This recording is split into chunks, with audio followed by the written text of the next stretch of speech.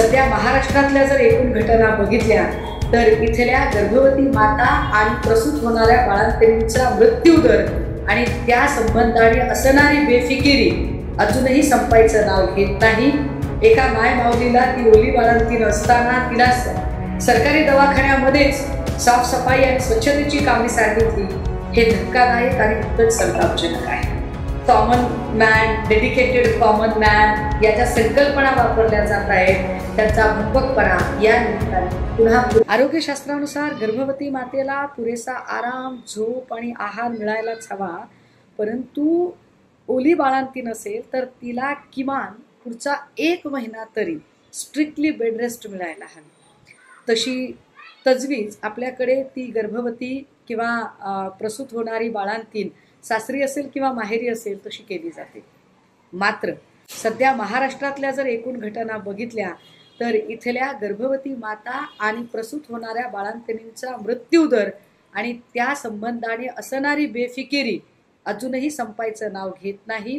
दीनानाथ मंगेशकर रुग्णालयातली घटना ताजी असतानाच पंढरपूर माड्यामध्ये ज्या पद्धतीने एका माय माऊलीला ती ओली बाळंतीण असताना तिला सरकारी दवाखान्यामध्येच साफसफाई आणि स्वच्छतेची कामे सांगितली, हे धक्कादायक आणि तितकंच संतापजनक आहे।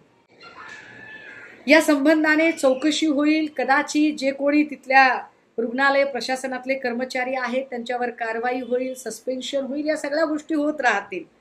पण प्रश्न एक तसाच अनुत्तरित राहतोय की मागच्या सरकारच्या काळामध्ये घाटी रुग्णालय असेल संभाजीनगर, ठाणा कळव्याचं रुग्णालय असेल किंवा नांदेडचं रुग्णालय असेल, जिथे एका रात्रीत एवढे मृत्यू झाले होते की त्यानंतर तरी आरोग्य व्यवस्थेला खडबडून जाग येईल आणि आरोग्य व्यवस्थेचं ऑडिट होईल असं वाटलं होतं, पण ती जाग अजूनही आलेली दिसत नाही। सीएम म्हणजे कॉमन मॅन, डीसीएम म्हणजे डेडिकेटेड कॉमन मॅन, असे नुसतेच शाब्दिक भंपक फुलारे फुलवले जात आहेत, पण हे भंपक फुलारे फुलवणारे जे लोक आहेत ते खरंच इथल्या कॉमन मॅनच्या प्रश्नांना समजून घेत आहेत का? सध्या राज्यातल्या कुठल्याच खात्याचा कारभार व्यवस्थित चालत नाहीये, त्यात आरोग्य व्यवस्थेचे 3, 13, 9, 18 झालेत। विशेषतः जननी सुरक्षा योजना ही फोल ठरलेली आहे का, याचा विचार आता पुन्हा एकदा करण्याची गरज आहे। हे जे भंपक common man, dedicated common man या ज्या संकल्पना वापरल्या जात आहेत त्यांचा भंपकपणा या निमित्ताने पुन्हा उघडा होतोय।